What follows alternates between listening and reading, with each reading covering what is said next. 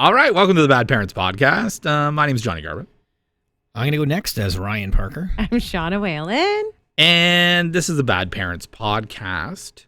And I thought we'd do something maybe a little bit different on today's podcast, if that's okay. I think we always talk about how hard it is to be parents. And I think sometimes what's lost is, for some people, is how hard it is to become parents.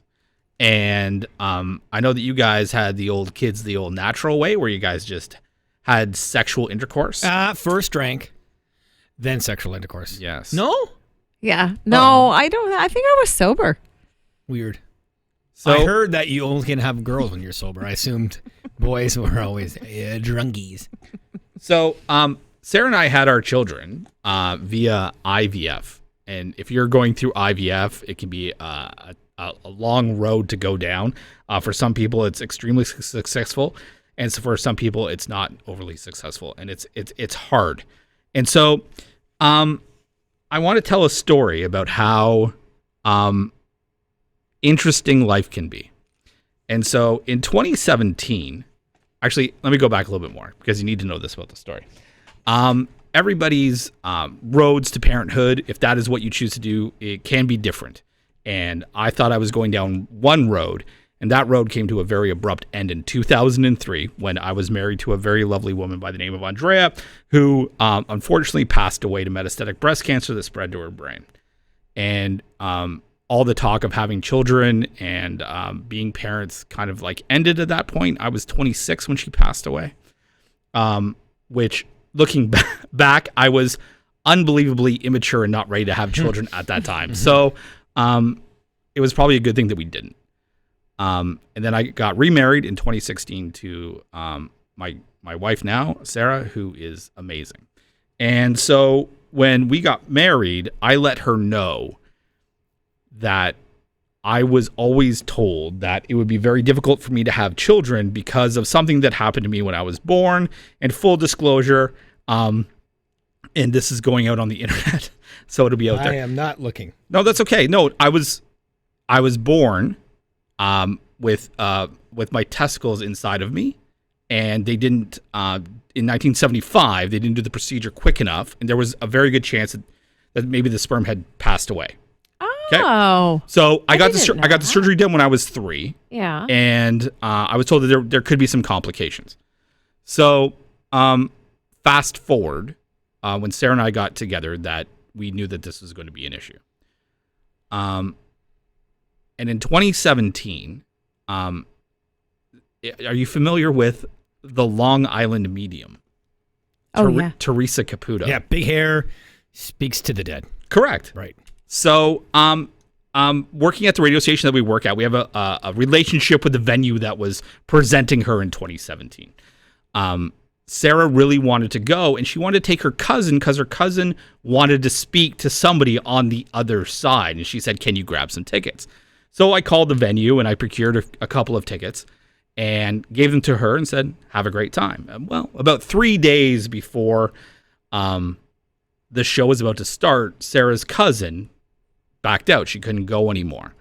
So now Sarah needed someone to go with. And she's like, "Do you want to go?" I said, "No, I don't believe in voodoo and crazy witchcraft. I don't want to go. I don't believe in anything that she does." She's like, "Can you please just come with me? And we'll go to the steakhouse and go to the roulette table and stuff and just come to the show with me." The casino part helped. Yeah. And I said, "I really don't. I love Casino-Rama and where she's doing, but I just don't want to go." And I said, "Find anyone else to take because I just don't want to go." And so she couldn't. So up the 400 we went to Casino-Rama, stopping in Barrie to visit her aunt, in which for my last plea to her aunt was, "Would you please take your niece to go see Teresa Caputo while I stay here and watch your children while you go?"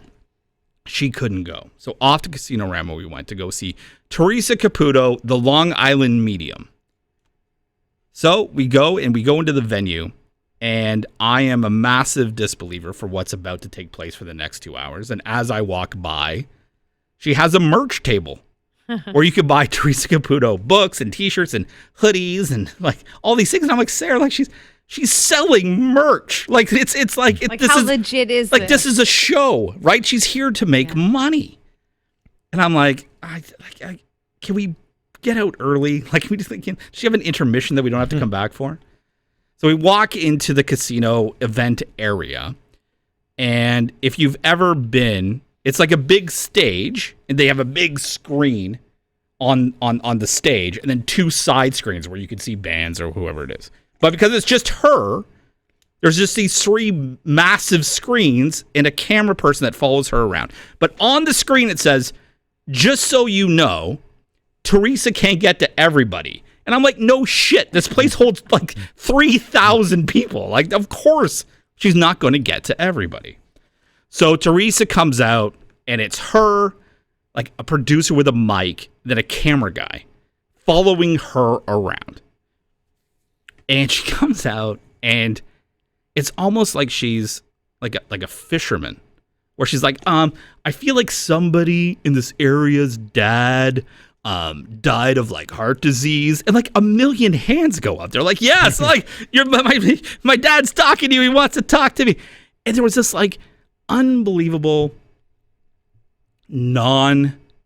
connection with a lot of the audience. Like, things just weren't hitting like you see in the shows where like people are bawling and like, yeah, that was the secret word that my mom would say to me before I would go to sleep. Like, there was none of that. It was just this like, hey, did somebody's sister die in a car accident? Yeah, like, it's just crazy. And so I was sitting there, and I was so like, this isn't for me, and I would really like this to end. And then because of the very nice people at Casino Rama, I had pretty decent seats. And so she started on the far right of the room to me and worked her way up and down. And you could see she was kind of getting upset, like that people just weren't being as open to what she was saying in this connection. And then she comes up our row, and she, as she's walking up the row, right? She's like, somebody's wife passed away from cancer, and goes, you, and points at me. Oh my gosh. And she goes, come here. And I'm like, when something amazing in your life happens and you don't know how to process it, so your body just starts to shake, and you're just shaking, right?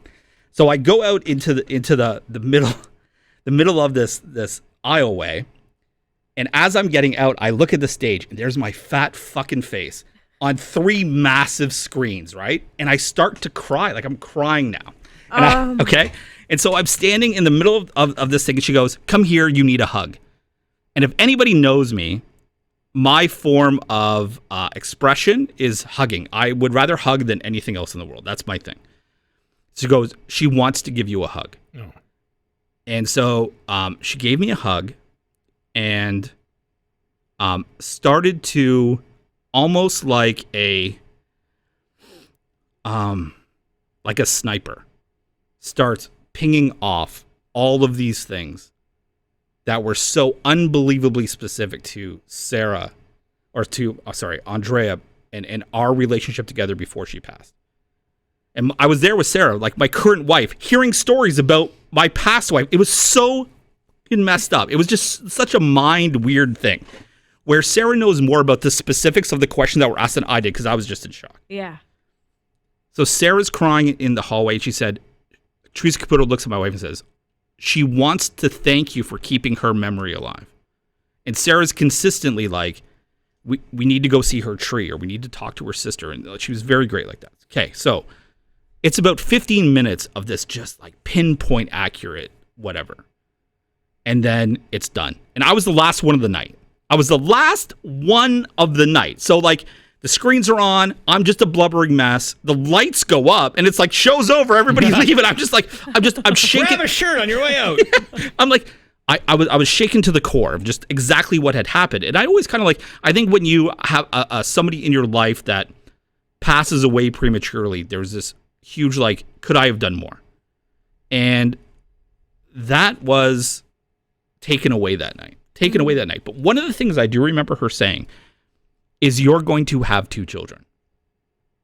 That Andrea sees 2 children in your future. Now I think this was just in September, and we were going to start like our IVF treatment like 3 months later. Like, we hadn't even really, like, I had to have a surgery. Like, it was really early days, but I remember that for a fact. You're going to have 2 children, all right?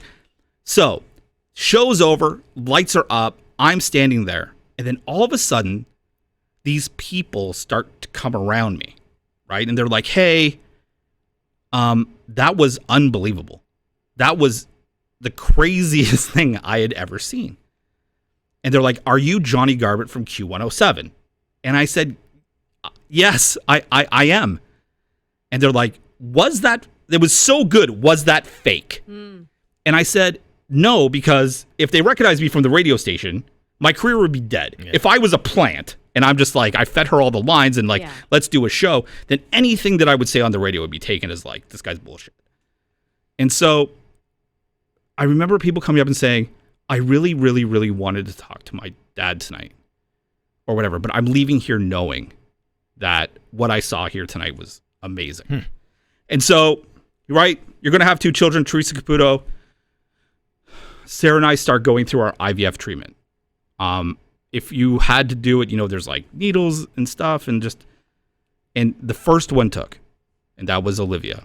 And so, Olivia went way, way past her due date. She was due like November 4th.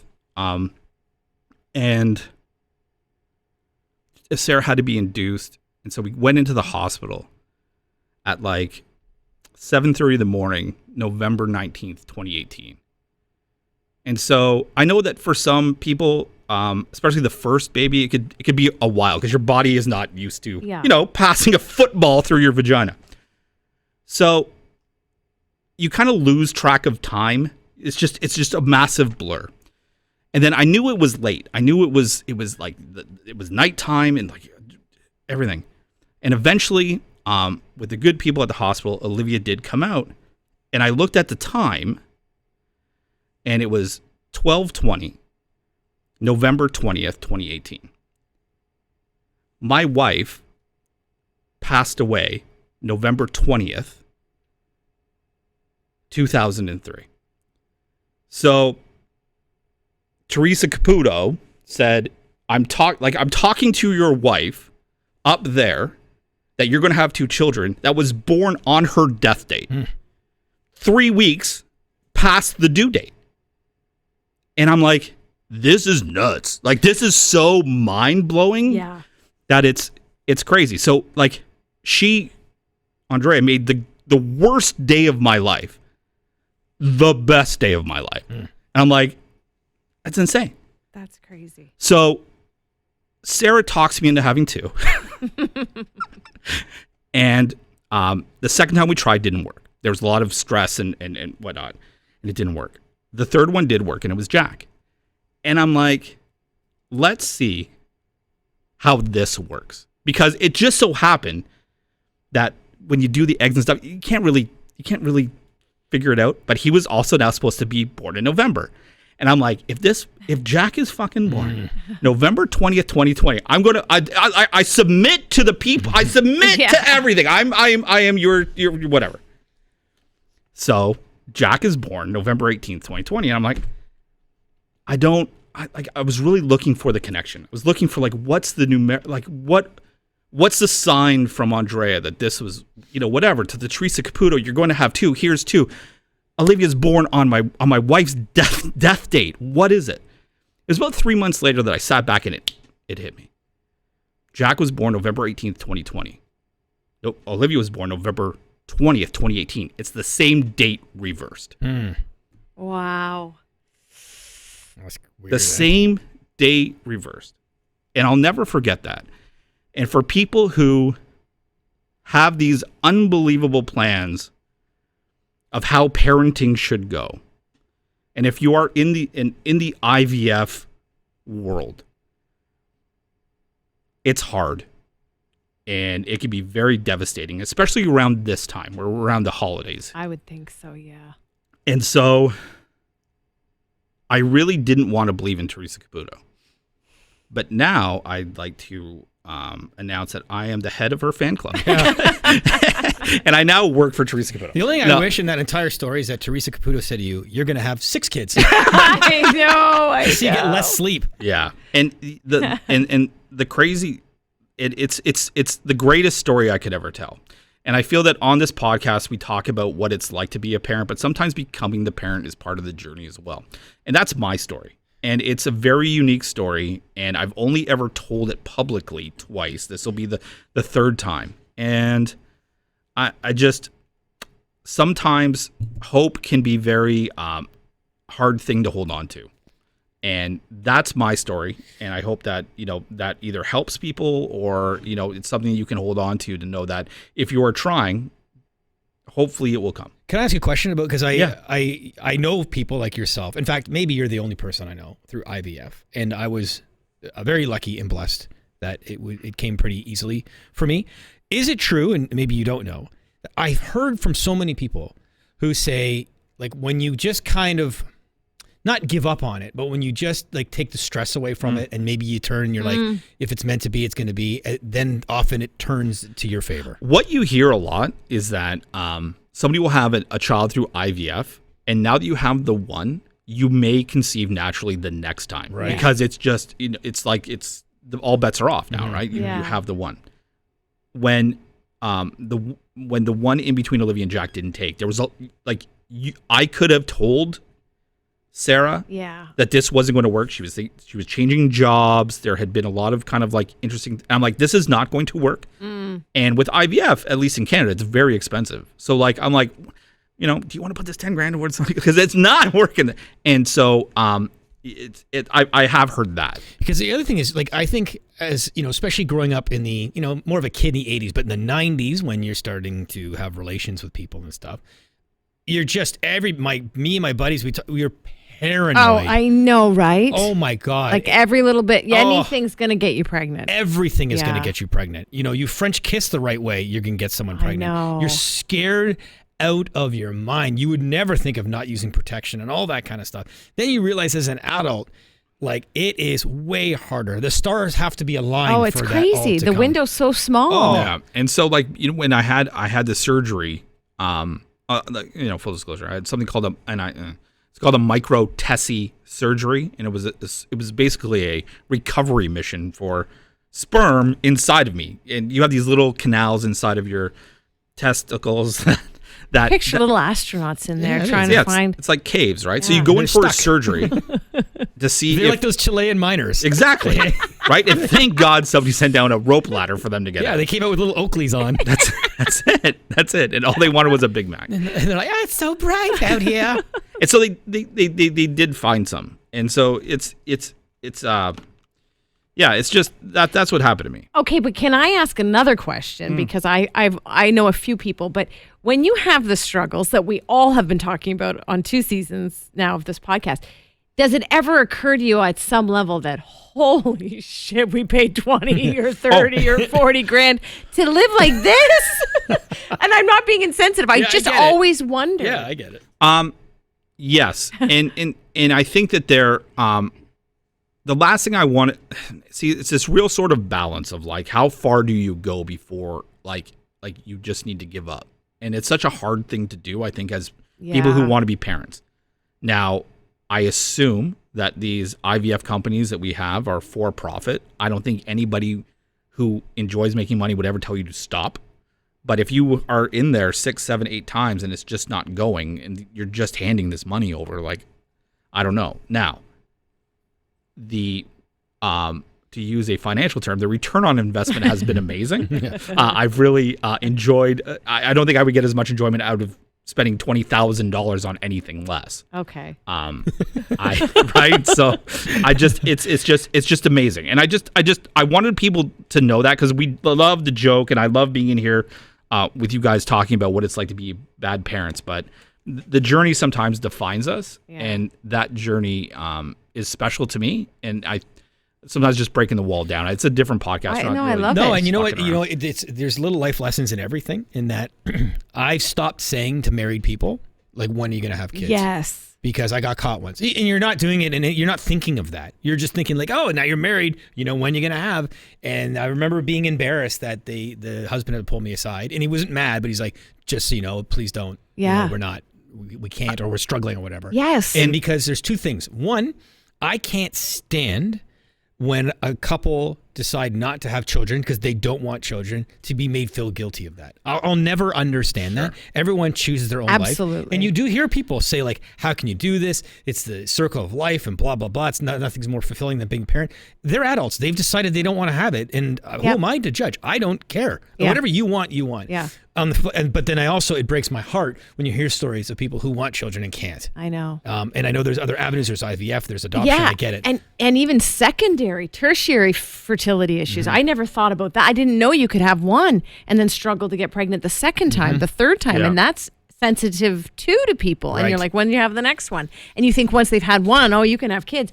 That's a whole thing I didn't realize either. And so you can never ask, Never even if talk. they've had a kid or two. I also feel how unbelievably it is unfair that when you hear a couple can't have kids, the focus goes to the mom, to the female, right? It's probably her. But it was my issue, right? Yeah. And even though Sarah still had to go through everything that a female would have to go through if it was her issues, because they have these protocol that you need to follow in order for it to work, it was my issue, Yeah. right? It was on me. And That's a struggle too on your little bit. relationship because she's very young. She's very young. Yes. I think we've uncovered that. Very, very young. yeah, but like, And she could, probably still have children for 30 more years, perhaps. Right. And you were probably thinking, like, are you sure you want to go Sure. down this road But- with me? Yeah, but for sure. I think for people who may be struggling to have children and stuff, it's like, we went down every avenue. Like, how are we going to do this? We're going to adopt. We're going to IVF. There was even like a lottery of my friends who would have relations with my wife. Ryan came in third. I was in third. Third? Yeah, he came in third. That's pretty high. Yeah. It's not bad. Can she go through the roster? Just I want to hear who's. Chris Howard, number 1. Wow. Colin McKay, number 2. Ryan Parker, number 3. Can I ask a question? Sure. Without being too crass.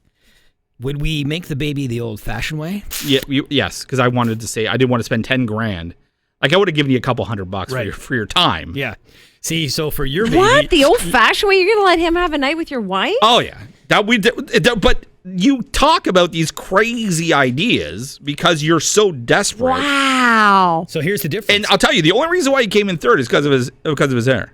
Because my hair? Yes. Yeah, I got you. I got it. That's genetics. I understand that. Oh. But funny though, because your baby, through you, your child was born, conceived in an IVF office. If I was with Sarah, our baby would be conceived in a KFC parking lot. So like, I'm glad you have that much respect for my wife. We still have stories. He loves KFC. It's his favorite. Oh my Very God, true. it's so finger licking good. So good. Yeah. Okay, so okay. It would break We're my just heart to gonna- tell Sarah after the 100th time. Oh, I forgot. I had what's it called? I got fixed. Oh, vasectomy? Demi. Yeah. Oh, I forgot I had a vasectomy, Sarah. I'm sorry.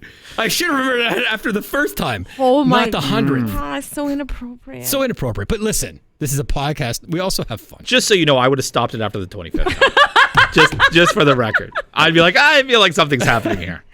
Well, listen, we're all happy for you. It's an amazing story. I remember you phoned me, like, I think that night or the next morning, you're like, you won't believe what happened. Because Johnny and I have been friends for a long time, and I was very fortunate to know Andrea. I was part of your wedding party, and when you said that, I was crying. In fact, I hope you don't mind, I told that story a month ago to some friends, and I was crying. They were crying. We were all crying. Yes. So even telling the story, way to go for doing it without bawling. Yeah, it's emotional, but we're all humans, right? Like we're all people, and we all care about each other, and we all there are people out there. When I've told this story on air, like I know this is a podcast and it's visual and whatnot, but when you tell it on air, you get immediate response, and the people that are going through this is amazing. And to your point, you would be amazed that if you were to set foot in an IVF office today, the amount of people that are there. Oh, I know. I can imagine. Like it's a real thing for a lot of people. So if you're going through it, just like Bon Jovi, keep the faith. That's it. Yeah. And do it up. So thanks for listening to the podcast. And my name's John. I'm Shauna. I'm Sarah's boy toy. Hey man. You know me, I can't ever stop. And this is Bad Parents. If you have any questions, please send us an email, badparents@curiouscast.ca. Until next time, I've already said my name, so have a great day. Bye.